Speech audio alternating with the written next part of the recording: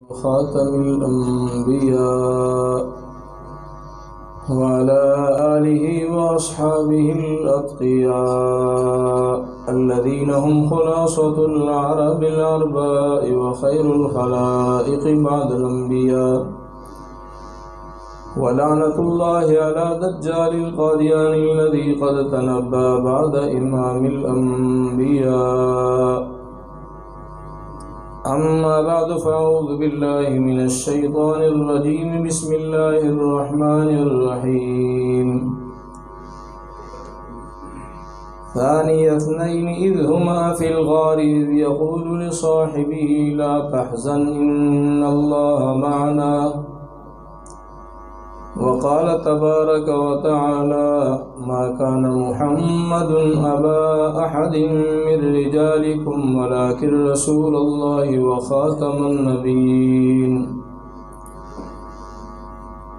تمام حضرات محبت سے درود پاک کی تلاوت فرما لیں. اللہم صلی علی محمد وعلی آل محمد كما صليت على إبراهيم وعلى آل إبراهيم إنك حميد مجيد. اللهم بارك على محمد وعلى آل محمد كما باركت على إبراهيم وعلى آل إبراهيم إنك حميد مجيد. اللهم صل على من ختمت به الرسالة وأيدته بالنصر والكوثر والشفاعة.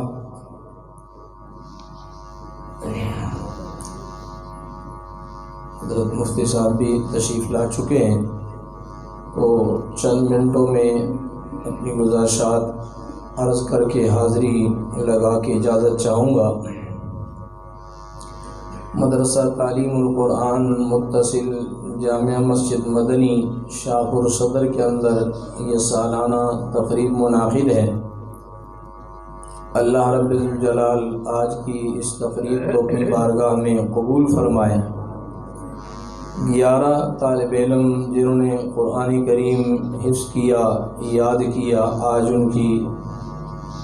ان کے اعزاز میں یہ تقریب منعقد ہے اور سالانہ امتحان بھی ہوا.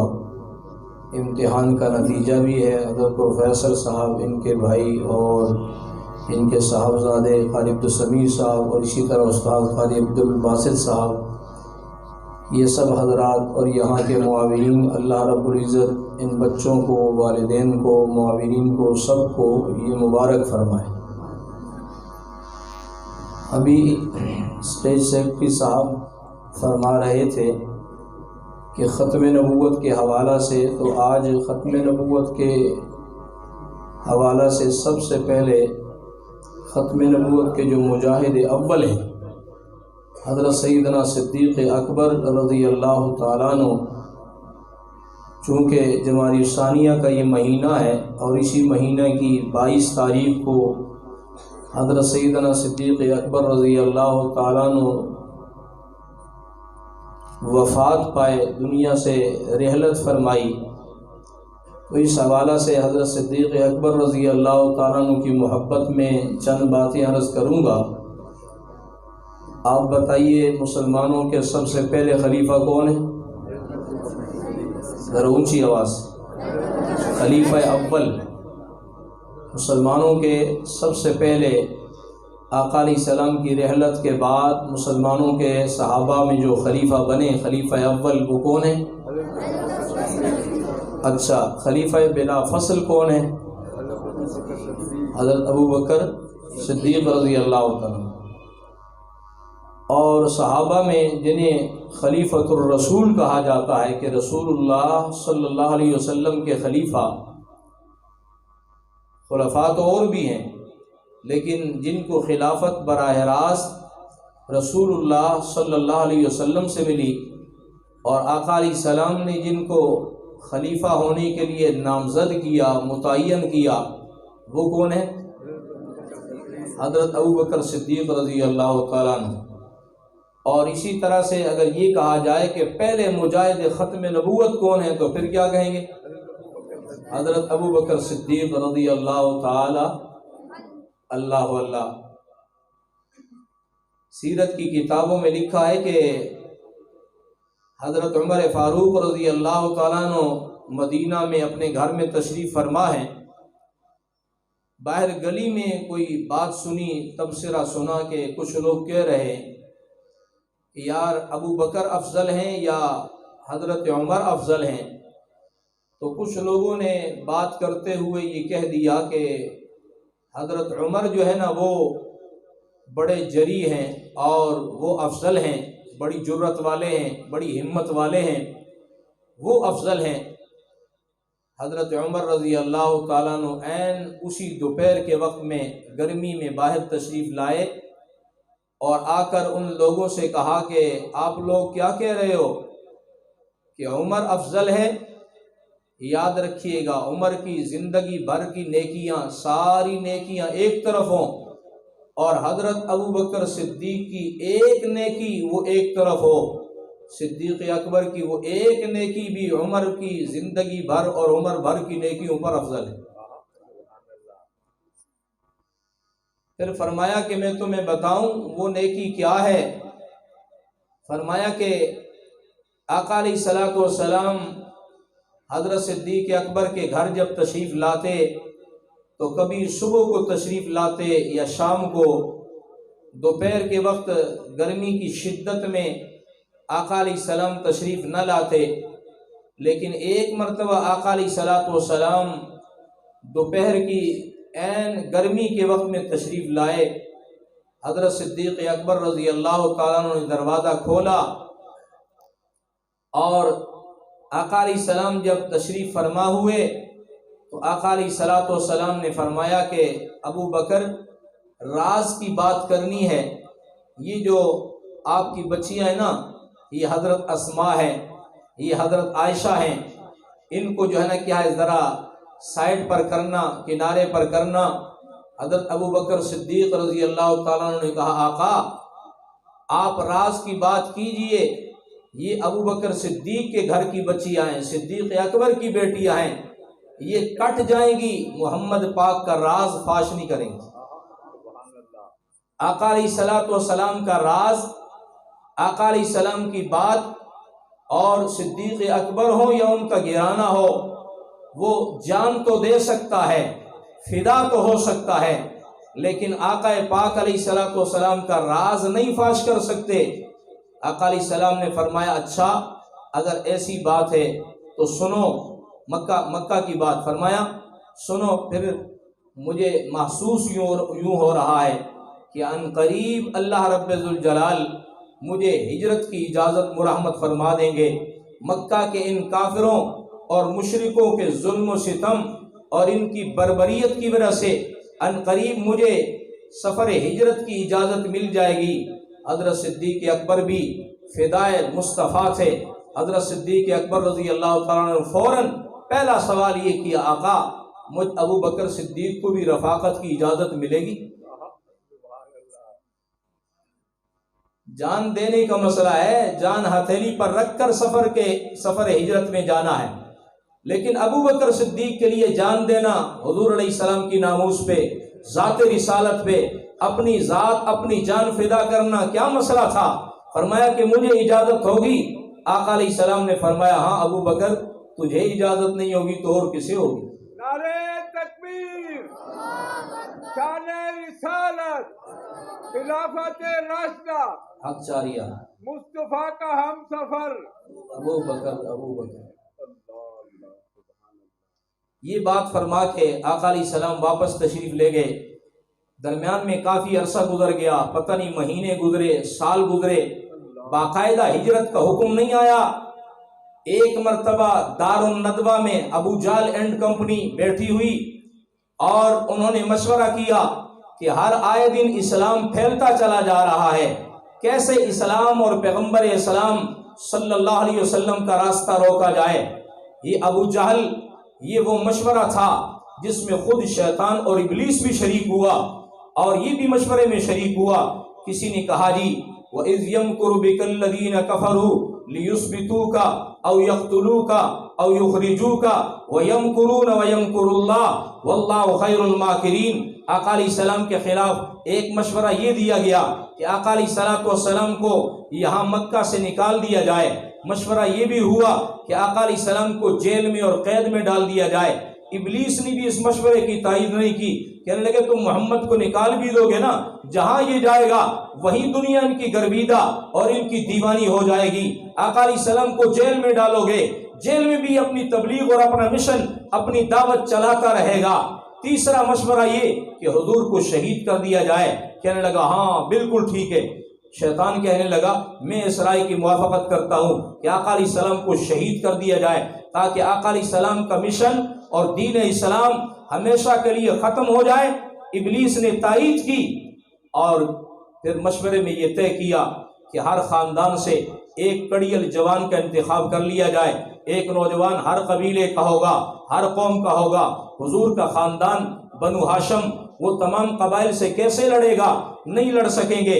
ہر قبیلے کے ایک نوجوان ہوگا، اس نوجوان کے پیچھے اس کا پورا قبیلہ ہوگا۔ تو حضور کا قبیلہ اکیلا بنو ہاشم یہ سب خاندانوں سے کیسے لڑے گا؟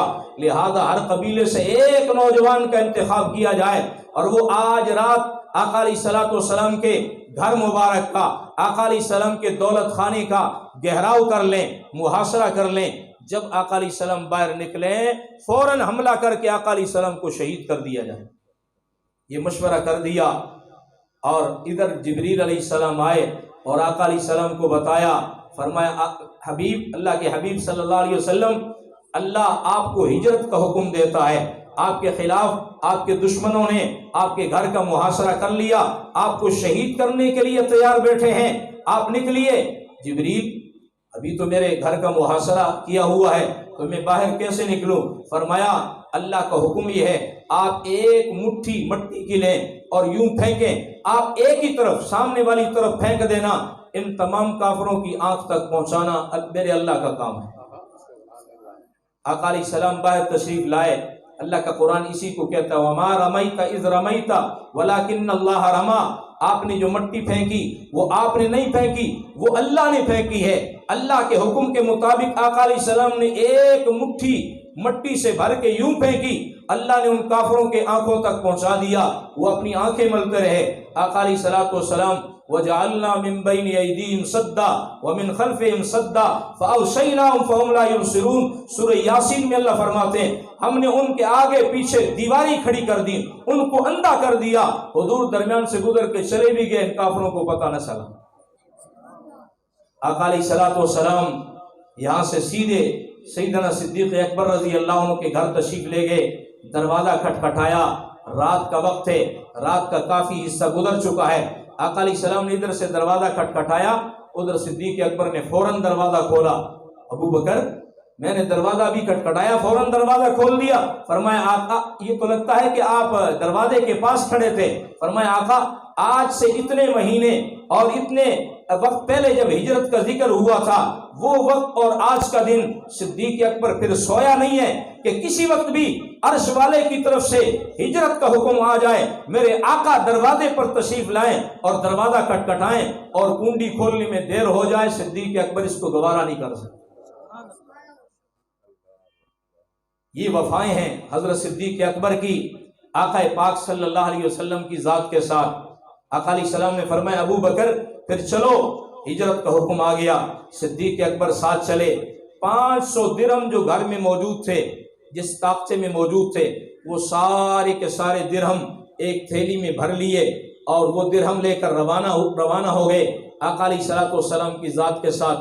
یہ جو حرم پاک کے باہر شارع ہجرت ہے، یہ وہی روٹ ہے، یہ وہی راستہ ہے جس پہ ہجرت کی رات صدیق اکبر رضی اللہ تعالیٰ عنہ اپنے محبوب پیغمبر صلی اللہ علیہ وسلم کے ساتھ غار سور کی طرف چلے تھے۔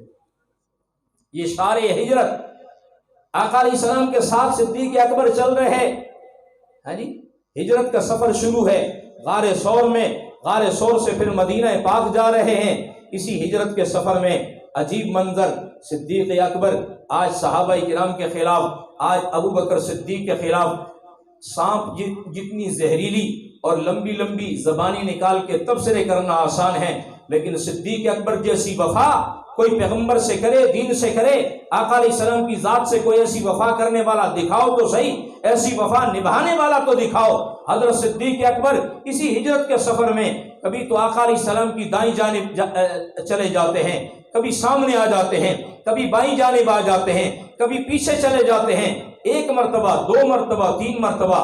آقا علیہ السلام نے پوچھ لیا ابو بکر یہ کیا کرتے ہو؟ کبھی دائیں طرف چلے جاتے ہو، کبھی سامنے آ جاتے ہو، کبھی بائیں طرف چلے جاتے ہو، کبھی پیچھے چلے جاتے ہو۔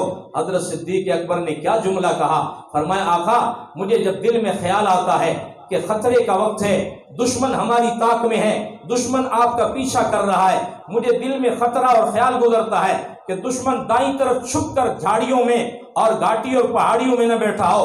صدیق اکبر جلدی سے دائیں طرف جاتا ہے، اور جب خیال آتا ہے کہ دشمن سامنے گھات لگا کر بیٹھا ہوگا تو صدیق اکبر فوراً آگے بھاگ کے جاتا ہے۔ فرمایا جب خیال آتا ہے دشمن کہیں بائیں جانب پہاڑی اور جھاڑی میں چھپ کر نہ بیٹھا ہو، وار نہ کر دے، تو ابو بکر ادھر پلٹ کے جاتا ہے، اور جب مجھے خیال آتا ہے دشمن تعاقب کر رہا ہے، 100 اونٹوں کے انعام کا اعلان ہے کہ جو حضور علیہ السلام کو شہید کر کے زندہ یا کیا ہے شہید کر کے لائے گا اس کو 100 اونٹ انعام دیے جائیں گے، مجھے خیال آتا ہے دشمن تعاقب کرتے ہوئے پیچھے سے وار نہ کر دے، تو میں پلٹ کے پیچھے چلا جاتا ہوں تاکہ دشمن کا وار جدھر سے بھی آئے ابو بکر صدیق پر پڑے، میرے آقا سونے مصطفیٰ پر دشمن کا وار نہ پڑے۔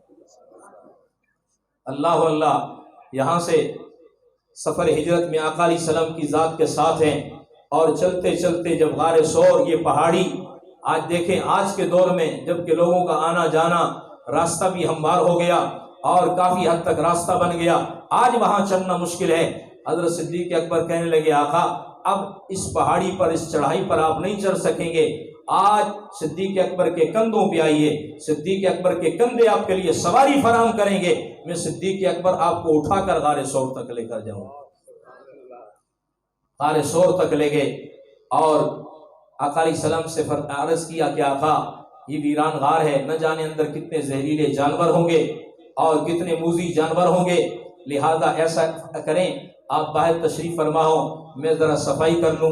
صدیق اکبر نے صفائی کی، سوراخ بند کیے، اپنی پگڑی اپنے کپڑے پھاڑ پھاڑ کے سوراخوں کو بند کیا، اور جب ایک سوراخ رہ گیا حضرت صدیق اکبر رضی اللہ تعالیٰ نے اپنی ایڑی اس پہ رکھی اور آقا علیہ السلام کو دعوت دی کہ تشریف لائیے۔ آقا علیہ السلام تشریف لائے، تھکے ہوئے تھے، آقا علیہ السلام صدیق اکبر نے اپنی گود بچھائی، آقا علیہ السلام صدیق اکبر کی گود میں آرام فرماؤ۔ دشمن تعاقب کرتے کرتے پہنچا، اس زمانے میں کھرے کا رواج تھا، پاؤں کے نشانات کے بڑے ماہر لوگ ہوتے تھے، ماہرین کو بلایا گیا، وہ کھرے کے اس نشان پہ آتا گیا، جب پہاڑی شروع ہوئی کہنے لگے یہ عجیب معاملہ ہے، پہلے 2 آدمیوں کے پاؤں کے نشانات سے، یہاں سے آگے 1 آدمی کے قدم کے نشانات ہیں، کہیں ابو بکر صدیق جدا تو نہیں ہو گئے؟ اور کسی نے کہا تیری مت ماری گئی ہے، اور صدیق اکبر کے تن بدن کے ٹکڑے ٹکڑے ہو سکتے ہیں، مصطفیٰ پاک سے بے وفائی نہیں کر سکتے، یہ کوئی اور ہی ماجرا ہوگا، کوئی اور ہی راز ہوگا، صدیق اکبر ہو اور حضور کو چھوڑ دے۔ ابو جہل کو بھی یہ یقین تھا، ابو جہل کو بھی پتا تھا کہ ابو بکر صدیق حضور کو نہیں چھوڑ سکتا ہے۔ آج کیا ہوا؟ میری ایمانی حالت کہاں گئی؟ میرا ایمان کہاں گیا؟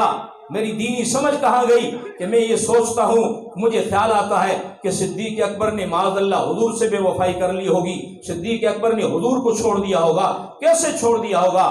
میرا تو عقیدہ اور ایمان ہے، ہمارا سب کا عقیدہ اور ایمان ہے کہ کوئی تو جنت میں جائے گا سو جائے گا، صدیق اکبر تو آج بھی جنت میں ہے۔ بولیے صدیق اکبر آج بھی جنت میں ہے یا نہیں؟ صدیق اکبر آج بھی جنت میں ہے یا نہیں؟ آج بھی جنت میں ہے۔ آقا علیہ السلام غار میں، مکڑی نے جالا تن دیا، کبوتری نے گھونسلہ بنا کے انڈے دے دیے، دشمن تعاقب کرتے کرتے یہاں تک پہنچ بھی گیا، لیکن اللہ نے دشمن کو جیسے وہاں اندھا کیا تھا، وہ اللہ ہر چیز پر قادر ہے، اللہ نے یہاں پر بھی اندھا کر دیا۔ دشمن غار سور کے دھانے پر موجود ہے لیکن آقا علیہ السلام نظر نہیں آ رہے۔ صدیق اکبر نے کہا آقا اگر یہ اپنے پاؤں پر بھی نظر ڈالیں تو یہ تو ہمیں سیدھا ہمیں اپنے سامنے پائیں گے۔ خود بخاری شریف کی روایت ہے، آقا علیہ السلام نے فرمایا ابو بکر ان 2 آدمیوں کا کوئی کیا بگاڑ سکتا ہے جن کا تیسرا اللہ ہو؟ اگر ایک میں ہوں، ایک آپ ہیں، تو ہمارا تیسرا اللہ ہے، تیسرا اللہ ہے، ہمارا کوئی کچھ نہیں بگاڑ سکتا۔ اذ اخرجہ الذین کفروا ثانی اثنین اذ ہما فی الغار اذ یقول لصاحبہ لا تحزن ان اللہ معنا۔ اس آیت کے ایک ٹکڑے میں، اس تھوڑے سے حصے میں اللہ نے 6 مرتبہ ابو بکر صدیق کا تذکرہ کیا ہے۔ بولیے اس آیت میں کتنی مرتبہ صدیق اکبر کا تذکرہ ہے؟ اس آیت کے اس حصے میں کتنی مرتبہ ابو بکر صدیق کا تذکرہ ہے؟ 6 مرتبہ حضرت صدیق اکبر رضی اللہ تعالیٰ عنہ کا تذکرہ ہے۔ حضرت عمر فاروق رضی اللہ تعالیٰ عنہ نے یہ واقعہ، ہجرت والا یہ واقعہ بیان کر کے دوستوں کو بتایا کہ صدیق اکبر کی یہ ایک رات غار ثور کی 3 راتوں میں سے ایک رات اتنی عظیم ہے، عظمت والی ہے۔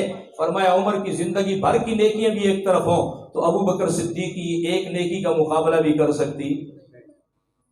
اور دنوں میں سے وہ دن جو مسیلمہ کذاب کے خلاف یمامہ کے میدان میں جس نے ختم نبوت کا انکار کیا تھا اور اس زمانے کا مرزا غلام قادیانی تھا جس نے آقا علیہ السلام کی ختم نبوت پر ڈاکہ ڈالا، یمامہ کے میدان میں مقابلہ ہوا، 28,000 مسیلمہ کذاب کے ماننے والے وہ جہنم رسید ہوئے، 1200 صحابہ کرام بھی شہید ہوئے، لیکن آقا علیہ السلام کی ختم نبوت کے دشمن سے سمجھوتا اور کمپرومائز نہیں کیا۔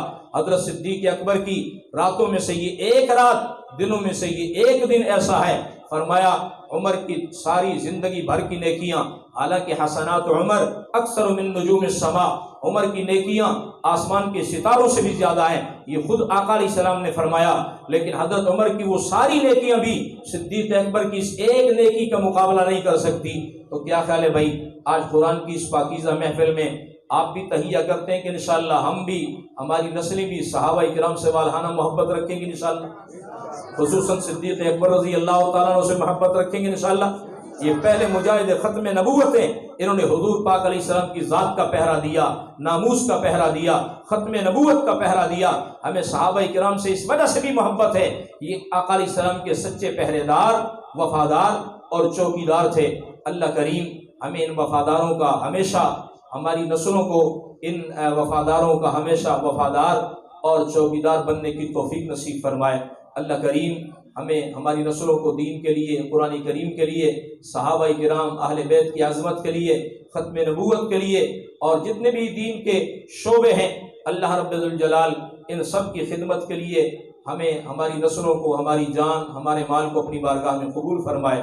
وآخر دعوانا ان الحمد للہ رب العالمین۔